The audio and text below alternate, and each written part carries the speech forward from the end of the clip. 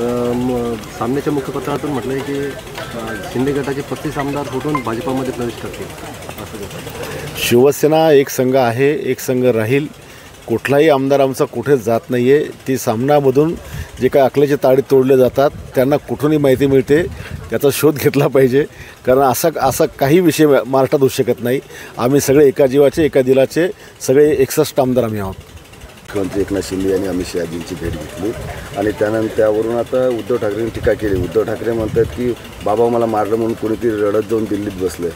तुम्हाला कोण मारतं? तुम्ही सोनियाजीच्या पाया पडला जातात. हां, तुम्ही जेव्हा वरच्या काँग्रेसच्या नेत्यांना भेटायला जाता तुम्हाला त्यावेळेस कोण फटके देत तुम्हाला खाली इकडे? तुम्हाला कोणी मारतं म्हणून तुम्ही रडत जाता ना, मला मारलं आई मला मारलं. काही टीका करायची. आता हा भाजप सेना युती आहे. अमित शहा देशाचे गृहमंत्री आहेत.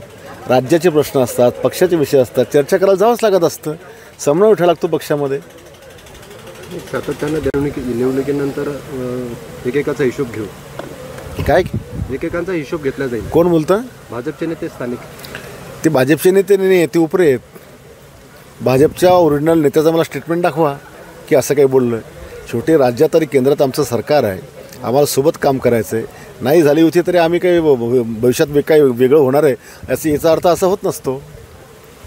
भाऊ, तुम्ही म्हणता की शेवटच्या क्षणापर्यंत आम्ही युतीसाठी आग्रही होतो, प्रयत्न केले, ना घासायचं बाकी होतं. परंतु त्याचं असं म्हणणं आहे विजयराव शिंदे यांचं की तुमचे खायचे दात वेगळे, दाबकाचे दात वेगळे, आमच्याकडे कुठलाच प्रस्ताव आलेला नव्हता आणि वारंवार अशी वक्तव्य केली की महायुतीमध्ये फूट पडेल अशी वक्तव्य केली होती. महायुतीमध्ये फूट पडेल असं एकही वक्तव्य आम्ही केलं नाही. आणि मला वाटते तुमच्या मीडिया प्रेस कॉन्फरन्समध्ये मी युतीच्या प्रस्तावाचं पत्र दाखवलं होतं. आमच्याकडे मेलचा काय OC पण आहे, त्यांना मेल पोचला म्हणून. आणि मी स्वतः पण सगळ्यांशी बोललो.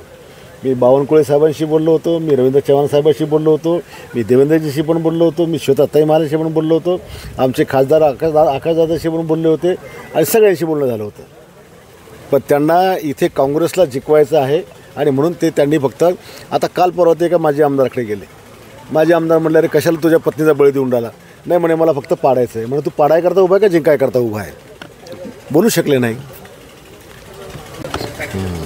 हर्षवर्धन सपकाळ काल भाषणातून फडणवीस यांना दरंगे म्हणाले आणि नार्कोटिक्स करायचं. काय तुमची प्रतिक्रिया आहे? हर्षवर्धन सपकाळने हे काही पहिल्यांदा मुख्यमंत्र्यांना बोलले असं नाही आहे. यापूर्वी त्यांनी प्रधानमंत्र्यांना, अमित शहाजींना, देवेंद्रजींना, JP नड्डा सगळ्यांच्याच बद्दल पातळी सोडून टीका केलेली आहे. मुख्यमंत्री हे पद एक संविधानिक पद आहे, सन्मानाचं पद आहे आणि त्यांच्याबद्दल असं विधान त्यांनी अनेक वेळेस केलं. पण मला वाईट या गोष्टीचं वाटतं की स्थानिक आमचे जे भाजपचे नेते आहेत हे त्याला उत्तर का देत नाही.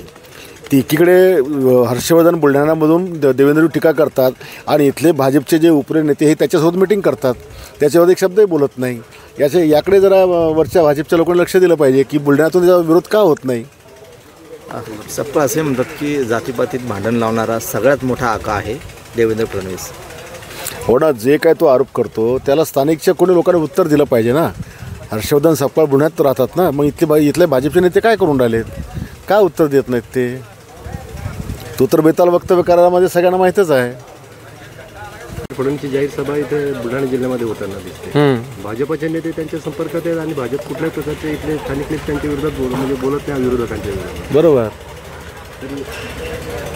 कितपत देवेंद्र फडणवीस यांची काय दखल घ्यायला पाहिजे? आता खरं तर इथल्या जे काही उपरे भाजपचे पदाधिकारी आलेत यांचा शोध यांनी देवेंद्रजीने घेतला पाहिजे की खरोखर यांच्यामध्ये भाजपबद्दल किती प्रेम आहे. यांना खरोखर भाजप वाढवायची आहे का भाजप खतम करायची आहे? ओरिजिनल भाजप खतम करायची आहे का? कारण ज्या पद्धतीनं ते इथं वागतात, त्यांचं काँग्रेसशी हात साटलोट आहे, त्यांचं राष्ट्रवादीच्या तुतारी गटाशी साटलोट आहे, त्यांच्याकडे जाऊन बसतात, एक शब्दही बोलत नाहीत ना. असं प्रकार काही भारतीय जनता पक्षाला कोणी नाव ठेवलं किंवा नेत्याला नाव ठेवलं, इथले उपरे नेते काही कधीच बोलत नाही. स्थानिक निवडणूक संदर्भामध्ये आपल्या युतीची चर्चा होणार होती किंवा तुम्ही प्रस्ताव दिला होता, मात्र युती कुठेतरी झाली नाही. आता तो वेळ संपून गेली. युती आम्ही फक्त नाक रगडायचे बाकी होतो, आम्ही वारंवार सांगितलं. पण आता नाही झाली तर आम्ही लढून राहिलो. काय वाटते कोणासोबत तुमची लढाई असणार आहे? तिहेरी लढत होणार नाही. काँग्रेस आणि शिवसेनेमध्ये लढत होईल आणि जो काही उपरा उमेदवार आहे त्याला मूळ पक्ष सोडून देईल त्याला. पण एवढ्या नगरपालिकेच्या साध्या निवडणुकीसाठी मोठे मोठे नेते मुख्यमंत्र्यांसारखे आणि उपमुख्यमंत्र्यांसाठी लोक येत आहेत, इतकं योग्य ह्या गोष्टी? योग्य म्हणजे पक्षातला वाढवायचं असतं. प्रत्येक आता एकनाथ शिंदे साहेब पण येऊन राहिलेत 26 तारखेला. जो तो पक्षाचा नेता आपल्या पक्षाचा नगराध्यक्ष व्हावा, नगरसेवक निवडून यावीच्या करता प्रयत्न करणारच ना. जेव्हा सरकार येण्याकरता खालचे कार्यकर्ते मेहनत करतात, तर खालच्या कार्यकर्त्याला जे काय करतं मोठ्यांना मेहनत घ्यावंच लागत असते. देश विदेशातील प्रत्येक घडामोडींचे लाईव्ह अपडेट मिळवण्यासाठी आता साम टीव्हीच्या सर्व सोशल मीडिया प्लॅटफॉर्मला लाईक, फॉलो आणि सबस्क्राईब करा. तसंच सर्व नोटिफिकेशनसाठी बेल आयकॉन प्रेस करायला विसरू नका.